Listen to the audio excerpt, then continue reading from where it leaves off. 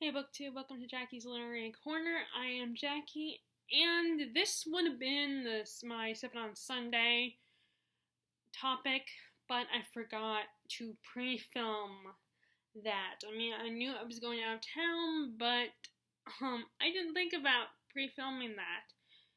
The part of the problem is that I haven't gotten back into the habit of doing these kinds of videos, these Sippin' on Sunday, just like I did the Top 5 Wednesday. So it's hard for me to remember to keep up with them and to actually film them. So I am doing what would have been 2 days ago, the topic from the Sunday, that was 2 days ago.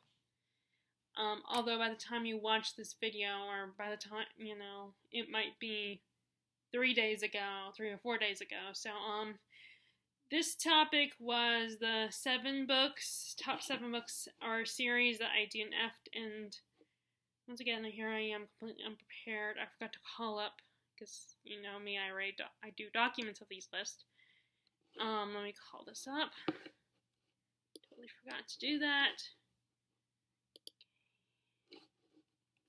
Right, library, okay, BookTube. And here it is. It's right at the top. Okay, come on. This is the slow part. I'm gonna try to call it up. Okay. Come on. Sorry, you guys. I should have had this call up. I just did not think about it. Okay, here it is. Let me minimize this because you guys can't see me, I don't think. Again, I don't know how it works. Okay, it's better. Minimize this. Okay, so, most of these, quite a few of these are from this year, but there are a few that are not from this year. Like, maybe 1 or 2. So these would be my top 7 either books or series I DNF'd. Okay, number 1 is actually not a book or a series, technically, so this is kind of a cheat, but I'm referring to Faulkner. For some reason, I just also got inspired to check him out and read something from him, which actually I did not realize until after the fact that I had read something by him. In one of my college English classes, I read A Rose for Emily, which I remember really liking. Although, funnily enough, I do not remember much about the story, but I do remember liking it. And I didn't realize until, when I picked this up and looked up, information on him, that he wrote that story, that novella. But it was not in this collection that I got from the library. And I started to read it. I read As I Lay Dying, and I started to read it, and I just was totally lost and was bored. As I always say, most of the time the reason is usually because I'm bored with what I'm reading. That's why I'll usually DNF something. And also I think he would be considered stream of consciousness too. So if I'm right, then my relationship with stream of consciousness is all over the place. Like, I want to read it, but then I have to be interested in what the story itself is about. But this one was like, this first one was just, like, the family matriarch had died, and they were taking her body to, somewhere to be buried, like, I think where she wanted to be buried with her family, and the only reason I figured it out was because I looked it up. But when I was reading it, I didn't know what was going on, and I think part of the problem was I was reading it when I was just still very tired, and, like, my mental capacity was, my mental cogs were not working. So it was just hard for me to get into. I definitely feel like stream of consciousness, if this was stream of consciousness, I definitely need to really concentrate, and my brain needs to be really working hard. Like, I think I'm gonna need to make sure I pick the perfect time when I'm reading Ulysses, because Ulysses is also like that. And the thing is, I bought Ulysses, so I want to make it worth it.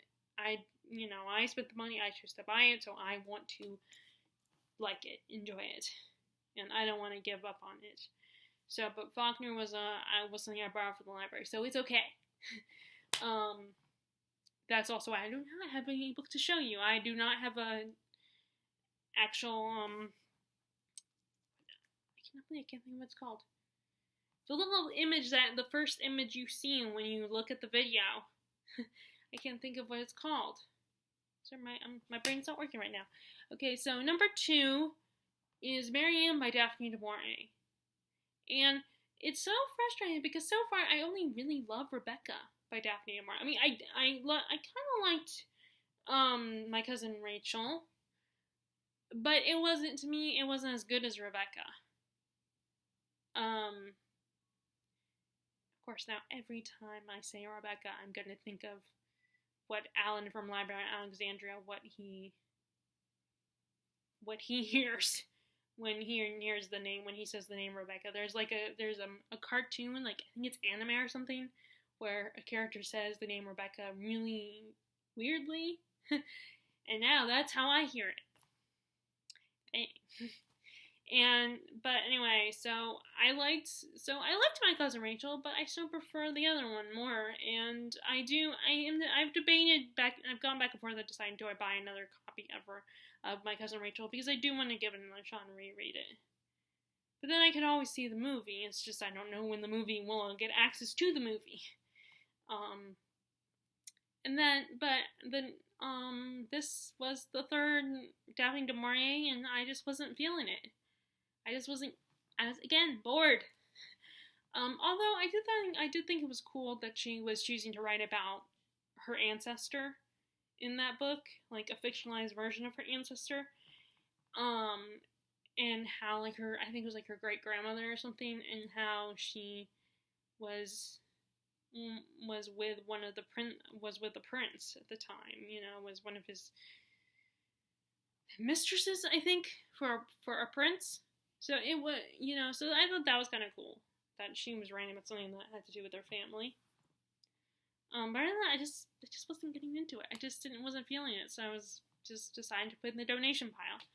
I'm going to read Jamaica Inn, and then I want to look into, there's Scapegoat, and then there's the one about pirates. I want to read those two, so hopefully I'll like those. Okay. And then, so next is A Deadly Education by Naomi Novak. And I talked about this one in like either the mid-year freakout tag or mid-year check-in tag, where to me that was a disappointment. Because so far I love Naomi Novak's work. It's just not this one. First of all, like I said in that video, it was a lot of info dumping. The main character I didn't like being in her head was very frustrating, because she was incredibly, like, one of those people that she just didn't like people. And the one guy, that I think is supposed to be the love interest, he is considered Mr. Perfect of the school and the hero of the school, and he is trying to help her, and she doesn't like it. She's getting mad at him when it's not like he's doing anything. He's just trying to be helpful. I mean, she's so determined to push people away and do things on her own. And, I get that has to do with what happened to her, what we were told about what happened to her in the past. I get that, and what she was told that she would be. But, I think being antisocial and hating people is not going to help her. And it was just... And then, normally I'm like, don't DNF just because you don't like a certain character's choices or whatever and their attitude. I still believe that, but it was just being in her head just drove me nuts. And like I said, it wasn't even just about that. Like I said, it was very info dumpy kind of story. It was just, and of course, and it just kind of, I got annoyed by the book, which I did get pretty far in it. Enough far enough into it, but I mean, I probably could have if I tried, but I was just tired. It's like, okay, I'm done with this book. I don't want to do anymore. I don't want to read anymore. Okay, so next is, and I feel kind of sad, because this is a book that, like, Jane Austen would have liked and read, during her time, and I wanted to like it. But I don't think I do not like stories where it's about a woman coming out to society and, becoming a woman and her relationships with men and stuff like that. And men are trying I don't mind watching it. And granted, I love Jane Austen herself and her novels. But I don't know, her novels are just more entertaining. And this one was, granted, I didn't get very far in this, so maybe I would change my mind. I don't know, but it's in the donation pile right now, so it's kind of, well, it's not too late. I don't think I've gotten rid of it yet. I think it's still in the pile. And then I'm not too crazy about Epistolary. That's why I'm wary of Lady Susan, because I think that's also an Epistolary novel, and I feel like it's kind of limiting because you only get the perspective of who's writing, of whose letter it is. And so in what they're thinking in the moment, you're not getting, it's just very limiting, I think. So I don't really like that kind of, maybe there might be a book that might change my mind, but as of right now, this wasn't as annoying as, Evelina wasn't as annoying as, wasn't, like, as bad as Pamela. Pamela was just like, really? We're going there? So, yeah. So, Evelina I DNF'd. And then now this finally had come to one that I DNF'd years ago, and kind of, it was more like a last-minute decision to DNF it. And this is also one that has a TV show. So, I could always, just watch it, like, because I think I am seeing it on Netflix, and that's the Outlander series. Diana Gabaldon's writing is beautiful, and it's it's an interesting story. I love the history and all that. I like that part. But I don't know, I'm not getting, it's, like, I have just mixed feelings about romance, because I like it in the story, I just don't like it the main plot point. And also I get very exhausted when all the people I'm around and, that's all they talk about is the romance. And that's why I'm very wary of getting into, what's that? Bridgerton. Because it's one of these things where it's so popular. Everyone's talking about it, so it's like, well, maybe I should check it out. But then it's like, because it's so popular, it's like I almost don't want to. And that also, and I guess, and I was just thinking about this earlier, about the whole, if something, like, I think about getting into something, but then I realize it's very popular, and then I'm, like, not so keen anymore, and I guess that just proves I'm just like the readers who get annoyed when a book becomes super hyped, and then they're like, or they're wary of a book that's hyped, and they're not sure if they're gonna like it, and I guess it's the same thing, and that's how I am with movies and TV shows, where I'm just not, granted, it was a book series first, but I'm just, because all of a sudden, like, it takes away the specialness for me. It takes away, like, or at least I would rather discover something that's popular without constantly hearing about it in the moment. Like, that's the thing, like, with Angel and Buffy. I know it's popular. I know it has a fan base and stuff, a huge fan base. And he has a huge cult following, but I got into it both those shows years later, and, I wasn't, so I'm not constantly surrounded by it. I am surrounded by it, but not in the extent of a lot of the new stuff. Like, like popular, like Game of Thrones style popular. Although now people don't like Game of Thrones anymore because the last couple seasons were really bad. And I almost don't want to share it with people. But anyway, back to the whole romance thing, I don't know, after a while, I get kind of like, even though I've defended that a lot of YA authors put romance in their stories because they still like it in there. But as I've gotten older, I almost, like, I guess it exhausts me, because I don't care about who ships who and who's with who, and, I don't care if there's a love triangle or not. I'm fine with love triangles, and I don't care, like, I don't care if the person is, I want to focus on the more important aspect, not the romance. Like, and it's just, I don't know, I just get tired of it sometimes. And, with Outlander, that the relationship, the romance between Jamie and, what is her name? Claire is a big part of the plot, is the main plot point. So I would almost just rather watch the show than read the book, and they're chunky books. And plus, a lot of people say the things that Diane Gabaldon did not do as good of a job on, like that people were not happy with, things that were like controversial and stuff, the show does it better anyway. Like, it fixes things. Okay, so that was my long little rant about, my feelings about romance and how, yes, I still like it, but I don't want it to take over. Okay, so this next one is one, actually these next, well, sort of, these next two are ones I DNF'd a little bit later, a couple years ago. And this particular one wasn't because of sheer boredom of the story. It was more, and that is The Unseen World by Liz Moore. And it was more because it was a little too close to home for me. It reminded, it just made me very uncomfortable to read. And I just wasn't in the mood to get emotional about that kind of story that involved memory loss.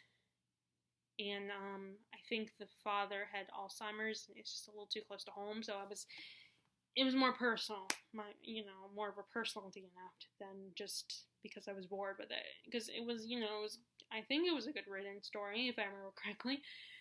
And then this last one is a series. Actually, Deadly Education is a trilogy, and then it's going to be a trilogy, I think, and then Outlander is a series. I was going to say The Expanse is the only series on here, but actually, no, it's not. The Expanse series by S.A. Corey, which I think is two authors. This one, I am wary. It's hard for me to get into hardcore sci-fi. Like, again, this is another one of those genres that I would rather watch on TV than try to read it. Like Jurassic Park, I didn't entirely love. Like, I thought it was kind of cool and stuff, reading the original source material.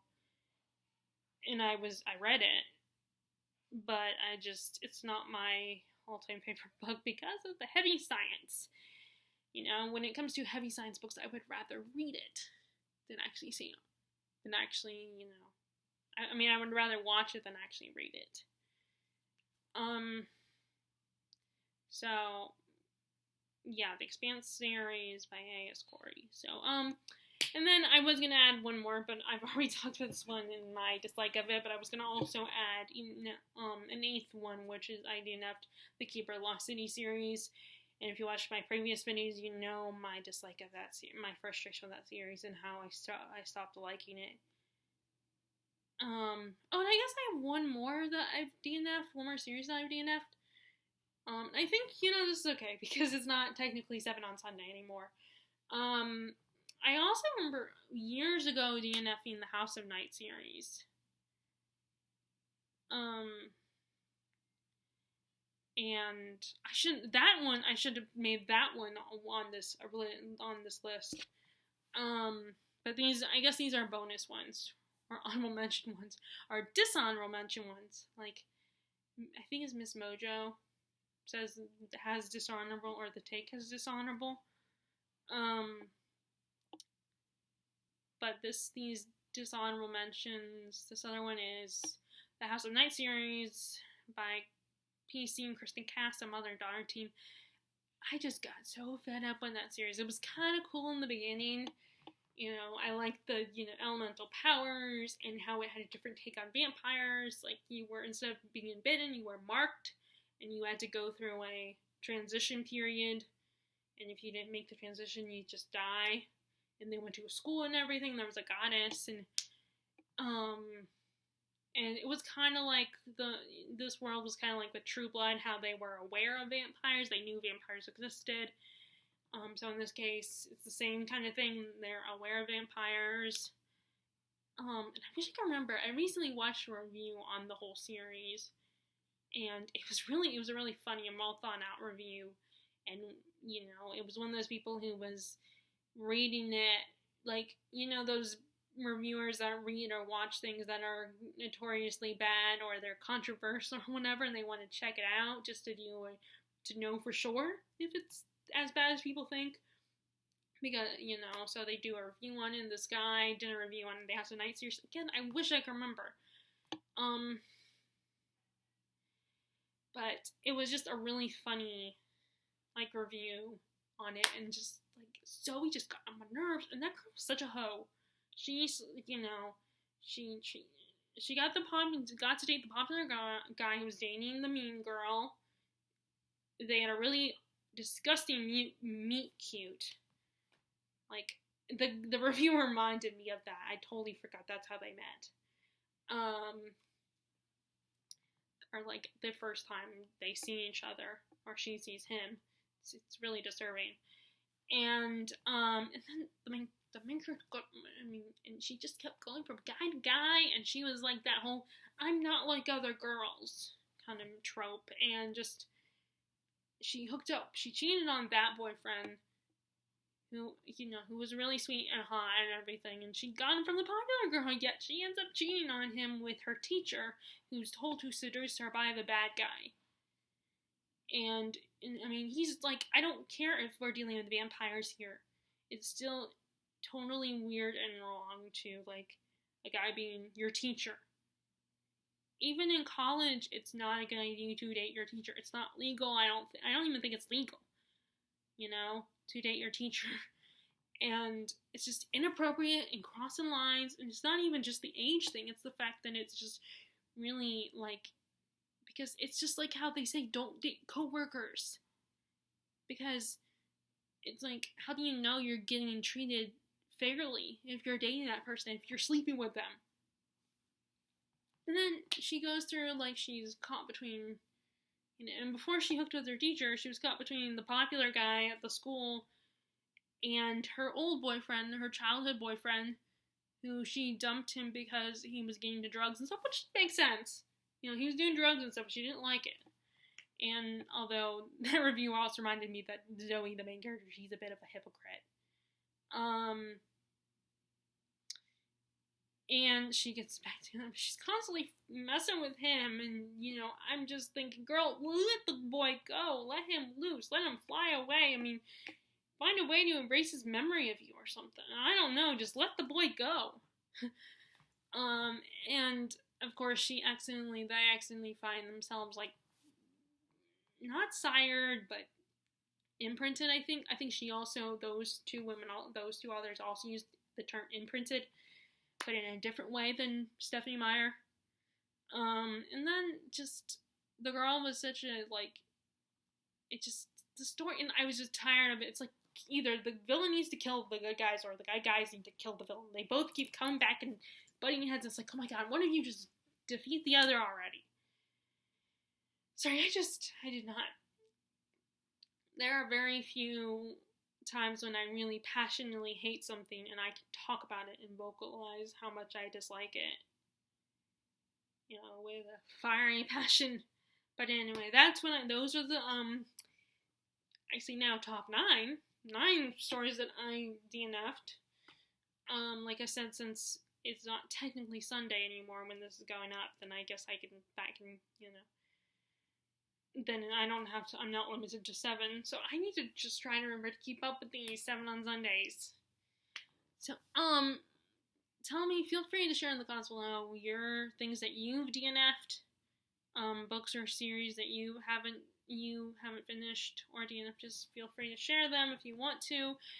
If you like this video, be sure to click thumbs up, click subscribe if you haven't already, and then click the bell notification if you want to be notified when I post new videos. And I hope you are having a good day and staying safe and enjoying your reading. Alright, bye!